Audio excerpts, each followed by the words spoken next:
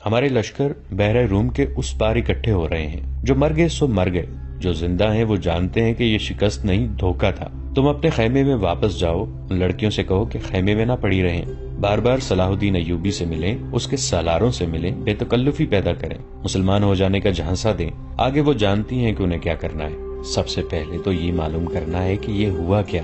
موبی نے کہا، کیا سوڈانیوں نے ہمیں دھوکہ دیا ہے؟ میں یقین کے ساتھ کچھ نہیں کہہ سکتا.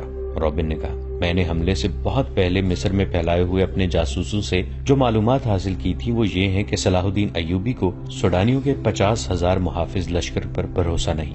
حالانکہ یہ مسلمانوں کے وائس رائے مصر کی اپنی فوج ہے. ایوبی نے آ کر مصری فوج تیار کر لی ہے. سوڈانی اس میں شامل نہیں ہونا چاہتے. ان کے کمانڈر ناجی نے ہم سے مدد طلب کی تھی. میں نے اس کا خط دیکھا تھا اور میں نے تصدیق کی تھی کہ یہ خط ناجی کا ہی ہے اور اس میں کوئی دھوکہ نہیں. مگر ہمارے ساتھ ہماری تاریخ کا سب سے بڑا دھوکہ ہوا ہے. مجھے یہ معلوم کرنا ہے کہ یہ ہوا کیسے، کس نے کیا. میں یہ چھان بین کیے بغیر واپس نہیں جا سکتا. شاہ اگسٹ نے بڑے فخر سے کہا تھا کہ میں مسلمانوں کے گھروں کے اندر کے بھید معلوم کر کے ان کی بنیادیں ہلا دوں گا. اب تصور کرو موبی، شہنشاہ کے دل پر کیا گزر رہی ہوگی. وہ مجھے سزائے موت سے کم سزا دے گا، صلیب کا قہر مجھ پر الگ نازل ہوگا. میں سب جانتی ہوں. موبی نے کہا، جذباتی باتیں نہ کرو، عمل کی بات کرو. مجھے بتاؤ کہ میں کیا کروں. رابن کے اعصاب پر اپنا فرض اور شکست کا احساس اس حد تک غالب تھا کہ اسے یہ بھی احساس نہیں تھا کہ موبی جیسی دلکش لڑکی جس کے ایک ایک نقش اور جسم کے انگ انگ میں شراب کا طلسم بھرا ہوا تھا اس کے سینے سے لگی ہوئی ہے اور اس کے ریشم جیسے ملائم اور لمبے بال اس کے آدھے چہرے کو ڈھانپے ہوئے ہیں. رابن نے ان بالوں کے لمس کو ذرا سا محسوس کیا اور کہا، موبی، تمہارے یہ بال ایسی مضبوط زنجیریں ہیں جو صلاح الدین ایوبی کے گرد لپٹ گئیں تو تمہارا غلام ہو جائے گا. لیکن تمہیں سب سے پہلے جو کام کرنا ہے وہ یہ ہے کہ کرسٹوفر اور اس کے ساتھیوں سے کہو کہ وہ تاجروں کے بھیس میں ناجی کے پاس پہنچے اور معلوم کریں کہ اس کے لشکر نے بغاوت کیوں نہیں کی اور یہ راز فاش کس طرح ہوا کہ اس سے فائدہ اٹھا کر صلاح الدین ایوبی نے گنتی کے چند ایک دستے ہاتھ میں بٹھا کر ہماری 3 افواج کا بیڑا غرق کر دیا.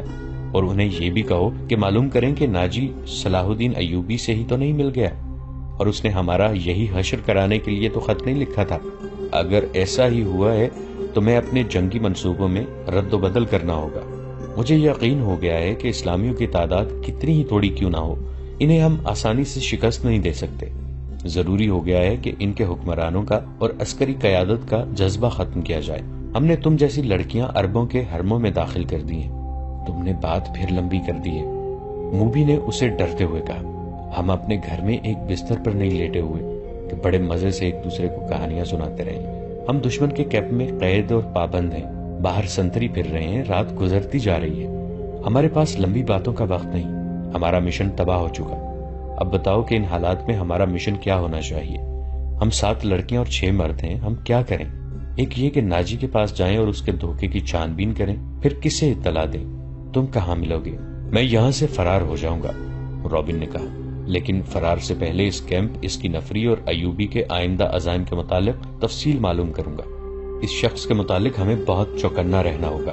اس وقت اسلامی قوم میں یہ واحد شخص ہے جو صلیب کے لیے خطرہ ہے، ورنہ اسلامی خلافت ہمارے جال میں آتی جا رہی ہے. شاہ ایملرک کہتا ہے کہ مسلمان اتنے کمزور ہو گئے ہیں کہ اب ان کو ہمیشہ کے لیے اپنے پاؤں میں بٹھانے کے لیے صرف ایک حلے کی ضرورت ہے. مگر اس کا یہ عزم محض خوش فہمی ثابت ہوا. مجھے یہاں رہ کر ایوبی کی کمزوریاں دیکھنی ہیں اور تمہیں 5 آدمیوں کے ساتھ مل کر سوڈانی لشکر کو بھڑکانا اور بغاوت کرانی ہے. نہایت ضروری یہ ہے کہ ایوبی زندہ نہ رہے.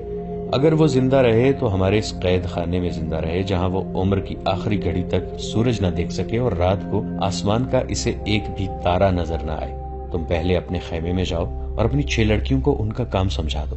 انہیں خاص طور پر ذہن نشین کراؤ کہ اس آدمی کا نام علی بن سفیان ہے جسے ان ریشمی بالوں، شربتی آنکھوں اور اتنے دلکش جسموں سے ایسا بے کنار کرنا ہے کہ وہ صلاح الدین کے کام کا نہ رہے، اور اگر ہو سکے تو اس کے اور صلاح الدین ایوبی کے درمیان ایسی غلط فہمی پیدا کرنی ہے کہ ایک دوسرے کے دشمن ہو جائیں. تم سب اچھی طرح جانتی ہو کہ 2 مردوں میں غلط فہمی اور دشمنی کس طرح پیدا کی جاتی ہے. جاؤ اور لڑکیوں کو مکمل ہدایات دے کر کرسٹوفر کے پاس بھیجو. اسے میرا سلام کہنا اور یہ بھی کہنا کہ تیرے تیر کو ایوبی پر ہی آ کر خطا ہونا تھا. اب اس گناہ کا کفارہ ادا کرو اور جو کام تمہیں سونپا گیا ہے وہ 100% پورا کرو. رابن نے موبی کے بالوں کو چوم کر کہا، تمہیں صلیب پر اپنی عزت بھی قربان کرنی پڑے گی. لیکن خدا یسوع مسیح کی نظروں میں تم مریم کی طرح کنواری ہوگی۔ اسلام کو جڑ سے اکھاڑنا ہے، ہم نے یروشلم لے لیا ہے، مصر بھی ہمارا ہوگا۔ موبی رابن کے بستر سے نکلی اور خیمے کے پردے کے پاس جا کر پردہ اٹھایا، باہر جھانکا، اندھیرے میں اسے کچھ بھی نظر نہ آیا۔ وہ باہر نکل گئی اور خیمے کی اوٹ سے دیکھا کہ سنتری کہاں ہے۔ اسے دور کسی کے گنگنانے کی آواز سنائی دی۔ یہ سنتری ہی ہو سکتا تھا۔ موبی چل پڑی اور درختوں سے گزرتی قدم قدم پر پیچھے دیکھتی۔ وہ ٹیلے تک پہنچ گئی اور اپنے خیمے کا رخ کر لیا۔ نصف راستہ طے ہو گیا کہ اسے دو آدمیوں کی دبی دبی باتوں کی آوازیں سنائی دینے لگی۔ یہ آوازیں اس کے خیمے کے قریب معلوم ہوتی تھیں۔ اسے یہ خطرہ نظر آنے لگا کہ سنتری نے معلوم کر لیا ہے کہ ایک لڑکی غائب ہے اور وہ کسی دوسرے سنتری کو یا اپنے کمانڈر کو بلا رہا ہے۔ اس نے سوچا کہ خیمے میں جانے کے بجائے اپنے ان 5 ساتھیوں کے پاس چلی جائے جو مراکشی تاجروں کے بھیس میں کوئی 1.5 میل دور خیمہ زن تھے۔ مگر اسے یہ خیال بھی آ گیا کہ اس کی گمشدگی سے باقی لڑکیوں پر مصیبت آ جائے گی۔ وہ تھیں تو پوری چالاک، پھر بھی ان پر پابندیاں سخت ہونے کا خطرہ تھا اور کوئی چارہ کار بھی نہ تھا۔ موبی ذرا اور آگے چلی گئی تاکہ 2 آدمیوں کی باتیں سن سکے۔ ان کی زبان وہ سمجھتی تھی، یہ تو اس نے دھوکہ دیا تھا کہ وہ سسلی کی زبان کے سوا کوئی زبان نہیں سمجھتی۔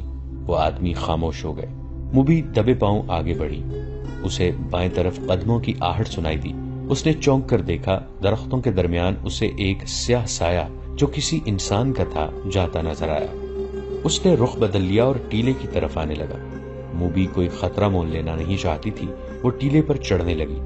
ٹیلا اونچا نہیں تھا، فوراً ہی اوپر چلی گئی۔ وہ تھی تو بہت ہوشیار، لیکن ہر انسان ہر قدم پر پوری احتیاط نہیں کر سکتا۔ وہ ٹیلے کی چوٹی پر کھڑی ہو گئی۔ اس کے پس منظر میں ستاروں سے بھرا ہوا آسمان تھا۔ سمندر اور صحرا کی فضا رات کو آئینے کی طرح شفاف ہوتی ہے۔ درختوں میں جاتے ہوئے آدمی نے ٹیلے کی چوٹی پر ٹنمڑ درخت کے تنے کی طرح کا ایک سایہ دیکھا۔ موبی نے پہلو اس آدمی کی طرف کر دیا۔ اس کے بال کھلے ہوئے تھے جنہیں اس نے ہاتھ سے پیچھے کیا۔ اس کی ناک، سینے کا ابھار اور لمبا لبادہ تاریکی میں بھی راز کو فاش کرنے لگا۔ یہ آدمی رات کے سنتریوں کا کماندار تھا۔ وہ آدھی رات کے وقت کیمپ کی گشت پہ نکلا اور سنتریوں کو دیکھتا پھر رہا تھا۔ یہ سنتریوں کی تبدیلی کا وقت تھا۔ کماندار اس لیے زیادہ چوکس تھا کہ سلطان ایوبی 3 سالاروں کے ساتھ کیمپ میں موجود تھا۔ سلطان ڈسپلن کا بڑا ہی سخت تھا۔ ہر کسی کو ہر لمحہ خطرہ لگا رہتا تھا کہ سلطان رات کو اٹھ کر گشت پر آ جائے گا۔ کماندار سمجھ گیا کہ ٹیلے پر کوئی لڑکی کھڑی ہے۔ اسی شام کمانداروں کو خبردار کیا گیا تھا کہ صلیبیوں نے جاسوسی اور تخریب کاری کے لیے لڑکیوں کو استعمال کرنا شروع کر دیا ہے۔ یہ لڑکیاں صحرائی خانہ بدوشوں کے بحروپ میں بھی ہو سکتی ہیں اور ایسی غریب لڑکیوں کے بھیس میں بھی جو فوجی کیمپوں میں کھانے کی بھیک مانگنے آتی ہیں، اور یہ لڑکیاں اپنے آپ کو مغویہ اور مظلوم ظاہر کر کے پناہ بھی مانگ سکتی ہیں۔ کمانداروں کو بتایا گیا تھا کہ آج 7 لڑکیاں سلطان کی پناہ میں آئی ہیں جنہیں بظاہر رحم کر کے مگر انہیں مشتبہ سمجھ کر پناہ میں لے لیا گیا ہے۔ اس کماندار نے یہ احکام سن کر اپنے ایک ساتھی سے کہا تھا، اللہ کرے ایسی کوئی لڑکی مجھ سے پناہ مانگے، اور وہ دونوں ہنس پڑے تھے۔ اب آدھی رات کے وقت جب سالار کیمپ سو رہا تھا، اسے ٹیلے پر ایک لڑکی کا ہیولا نظر آ رہا تھا۔ پہلے تو وہ ڈرا کہ یہ چڑیل یا جن ہو سکتا ہے۔ اس نے نئے سنتری کو لڑکیوں کے خیمے پر کھڑا کر کے اسے بتایا تھا کہ اندر 7 لڑکیاں ہیں۔ اس نے پردہ اٹھا کر دیکھا تو دیے کی پیلی روشنی میں اسے 7 بستر نظر آئے تھے۔ ہر لڑکی نے منہ بھی کمبلوں میں ڈھانپ رکھا تھا۔ سردی زیادہ تھی۔ اس نے اندر جا کر یہ نہیں دیکھا تھا کہ 7 بستر خالی ہیں اور اس پر کمبل اس طرح رکھے گئے ہیں جیسے ان کے نیچے لڑکیاں سوئی ہوئی ہوں۔ اسے معلوم نہیں تھا کہ 7ویں لڑکی ٹیلے پر اس کے سامنے کھڑی ہے۔ وہ کچھ دیر سوچتا رہا کہ اسے آواز دے یا اس تک خود جائے، یا اگر وہ جن چڑیل ہے تو اس کے غائب ہونے کا انتظار کرے۔ تھوڑی سی دیر کے انتظار کے بعد بھی لڑکی غائب نہ ہوئی، بلکہ وہ 2-3 قدم آگے چلی اور پھر پیچھے کو چل پڑی اور پھر رک گئی۔ کماندار، جس کا نام فخر المصری تھا، آہستہ آہستہ ٹیلے تک گیا اور کہا، کون ہو تم؟ نیچے آؤ۔ لڑکی نے ہرن کی طرح چوکڑی بھری اور ٹیلے کی دوسری طرف اتر گئی۔ فخر کو یقین آ گیا کہ کوئی انسان ہے، جن یا چڑیل نہیں۔ وہ تنومند مرد تھا۔ ٹیلا اونچا نہیں تھا، وہ لمبے لمبے ڈگ بھرتا ٹیلے پر چڑھ گیا۔ ادھر بھی اندھیرا ہی تھا۔ رات کی خاموشی میں اسے لڑکی کے قدموں کی آہٹ سنائی دی۔ وہ ٹیلے سے دوڑتا اترا اور لڑکی کے پیچھے گیا۔ لڑکی اور تیز دوڑ پڑی۔ فاصلہ بہت تھا، لیکن فخر مرد تھا، فوجی تھا اور چیتے کی رفتار سے دوڑ رہا تھا۔ ٹیلے کے پیچھے اونچی نیچی زمین، خشک جھاڑیاں اور کہیں کہیں کوئی درخت تھا۔ بہت سا دوڑ کر فخر المصری نے محسوس کیا کہ اس کے آگے تو کوئی بھی نہیں۔ اس نے رک کر ادھر ادھر دیکھا۔ اسے اپنے پیچھے اور بہت بائیں لڑکی کے قدموں کی آہٹ سنائی دی۔ وہ تربیت یافتہ لڑکی تھی۔ جہاں اسے حسن اور شباب کے استعمال کی تربیت دی گئی تھی، وہاں اسے فوجی ٹریننگ بھی دی گئی تھی اور خنجر زنی کے داؤ پیچ بھی سکھائے گئے تھے۔ وہ ایک درخت کی اوٹ میں چھپ گئی تھی۔ فخر آگے گیا تو وہ دوسری طرف دوڑ پڑی۔ یہ تعاقب آنکھ مچولی کی مانند تھا۔ فخر کو اندھیرا پریشان کر رہا تھا۔ موبی کے قدم خاموش ہو جاتے تو وہ رک جاتا، قدموں کی آواز سنائی دیتی تو وہ دوڑ پڑتا۔ غصے سے وہ باولا ہوا جا رہا تھا۔ اس نے یہ جان لیا کہ یہ کوئی جوان لڑکی ہے۔ اگر بڑی عمر کی ہوتی تو اتنی تیز اور اتنا زیادہ نہ بھاگ سکتی۔ تعاقب میں فخر 2 میل فاصلہ طے کر گیا۔ موبی نے جھاڑیوں اور اونچی نیچی زمین سے بہت فائدہ اٹھایا۔ اس کے مرد ساتھیوں کا ڈیرا قریب آ گیا تھا۔ وہ دوڑتی ہوئی وہاں تک جا پہنچی۔ اس نے اپنے آدمیوں کو آوازیں دیں۔ وہ گھبرا کے جاگے اور خیمے سے باہر آئے۔ ایک نے مشل جلا لی۔ یہ ڈنڈے کے سرے پر لپیٹے ہوئے کپڑے تھے۔ ان کی آگ کی روشنی بہت زیادہ تھی۔ فخر نے تلوار سونت لی اور ہانپتا کامتا ان کے سامنے جا کھڑا ہوا۔ اس نے دیکھا کہ یہ 5 آدمی لباس سے سفری تاجر نظر آتے ہیں اور مسلمان لگتے ہیں۔ لڑکی ان میں سے ایک کی ٹانگوں کو دونوں بازوؤں میں مضبوطی سے پکڑے بیٹھی ہوئی تھی۔ مشل کے ناچتے شعلے میں اس کے چہرے پر گھبراہٹ اور خوف نظر آ رہا تھا۔ اس کا سینہ ابھر اور بیٹھ رہا تھا۔ اس کی سانسیں بری طرح اکھڑی ہوئی تھیں۔ یہ لڑکی میرے حوالے کر دو، فخر المصری نے حکم کے لہجے میں کہا۔ یہ ایک نہیں، ایک آدمی نے التجا کے لہجے میں جواب دیا۔ ہم نے تو 7 لڑکیاں آپ کے سلطان کے حوالے کی ہیں، آپ اسے لے جا سکتے ہیں۔ نہیں، موبی نے اس کی ٹانگوں کو اور مضبوطی سے پکڑتے ہوئے روتے ہوئے اور خوف زدہ لہجے میں کہا، میں اس کے ساتھ نہیں جاؤں گی۔ یہ لوگ عیسائیوں سے زیادہ وحشی ہیں۔ ان کا سلطان انسان نہیں، سانڈ ہے، درندہ ہے۔ اس نے میری ہڈیاں بھی توڑ دی ہیں۔ میں اس سے بھاگ کر آئی ہوں۔ کون سلطان؟ فخر نے حیران سا ہو کے پوچھا۔ وہی جسے تم صلاح الدین ایوبی کہتے ہو، موبی نے جواب دیا۔ وہ اب مصر کی عربی بولی بول رہی تھی۔ یہ لڑکی جھوٹ بول رہی ہے، فخر نے کہا اور پوچھا، یہ ہے کون؟ تمہاری کیا لگتی ہے؟ اندر آ جاؤ دوست، باہر سردی ہے۔ ایک آدمی نے فخر سے کہا، تلوار نیام میں ڈال لو، ہم تاجر ہیں، ہم سے آپ کو کیا خطرہ؟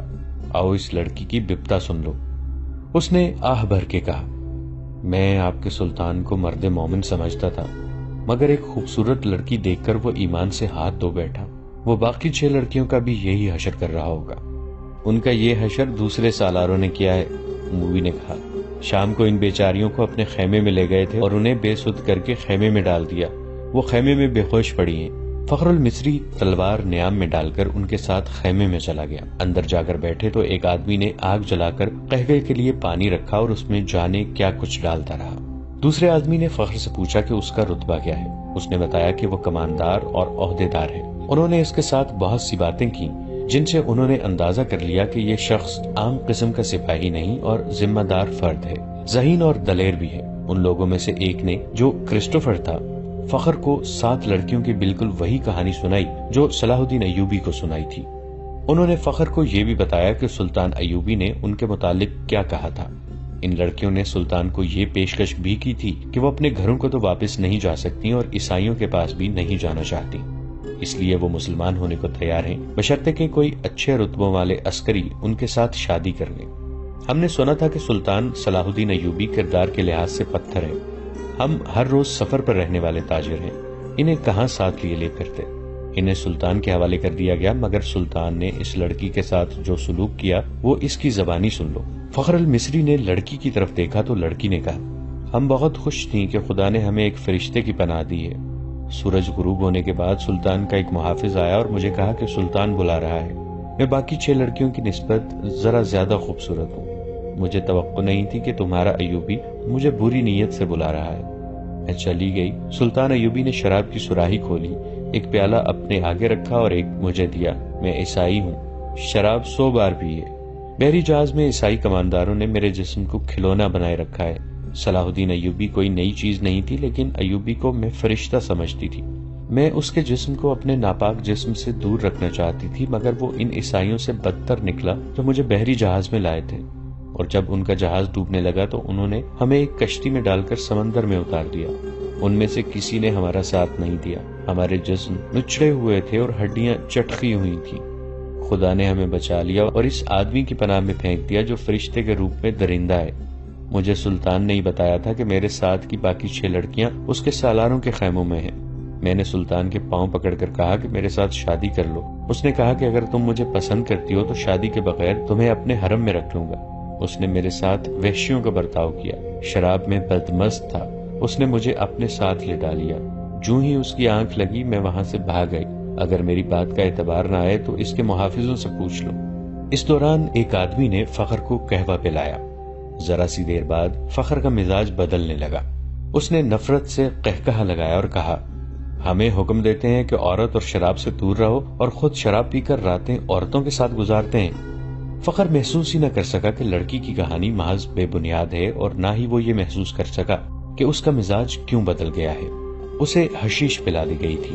اس پر ایسا نشہ طاری ہو چکا تھا جسے وہ نشہ نہیں سمجھتا تھا. وہ اب اپنے تصوروں میں بادشاہ بن چکا تھا. لڑکی کے چہرے پر مشعل کے شعلے کی روشنی ناچ رہی تھی. اس کے بکھرے ہوئے سیاہی مائل بھورے بال چمک رہے تھے. وہ فخر کو پہلے سے زیادہ حسین نظر آنے لگی. اس نے بےتاب ہو کر کہا، تم اگر چاہو تو میں تمہیں پناہ میں لیتا ہوں. نہیں. لڑکی ڈر کے پیچھے ہٹ گئی اور بولی، تم بھی میرے ساتھ اپنے سلطان جیسا سلوک کرو گے. تم مجھے اپنے خیمے میں لے جاؤ گے اور میں ایک بار پھر تمہارے سلطان کے قبضے میں آ جاؤں گی. ہم تو اب دوسری 6 لڑکیوں کو بچانے کی سوچ رہے ہیں، ایک تاجر نے کہا. ہم ان کی عزت بچانا چاہتے تھے مگر ہم سے بھول ہوئی. فخر الدین کی نگاہیں لڑکی پر جمی ہوئی تھیں. اس نے اتنی خوبصورت لڑکی کبھی نہیں دیکھی تھی. خیمے میں خاموشی طاری ہو گئی جسے کرسٹوفر نے توڑا. اس نے کہا، تم عرب سے آئے ہو یا مصری ہو؟ مصری، فخر نے کہا. میں 2 جنگیں لڑ چکا ہوں اس لیے مجھے یہ عہدہ دیا گیا ہے. سوڈانی فوج کہاں ہے جس کا سالار ناجی ہے؟ کرسٹوفر نے پوچھا. اس فوج کا ایک سپاہی بھی ہمارے ساتھ نہیں آیا، فخر نے جواب دیا. جانتے ہو ایسا کیوں ہوا ہے؟ کرسٹوفر نے کہا. سوڈانیوں نے صلاح الدین ایوبی کی امارت اور کمان کو تسلیم نہیں کیا. وہ فوج اپنے آپ کو آزاد سمجھتی ہے. ناجی نے سلطان ایوبی کو بتا دیا تھا کہ وہ مصر سے چلے جائیں کیونکہ وہ غیر ملکی ہیں. اسی لیے ایوبی نے مصریوں کی فوج بنائی اور لڑانے کے لیے یہاں لے آیا. ناظرین، آج کی قسط میں اتنا ہی. ہماری نئی ویڈیوز سے باخبر رہنے کے لیے ہمارے اس چینل کو سبسکرائب کر کے نیچے موجود بیل آئیکن کو ضرور پریس کیجیے گا. آپ سے ملاقات ہوگی نئی ویڈیو کے ساتھ. تب تک کے لیے ہمارا اور آپ کا اللہ نگہبان.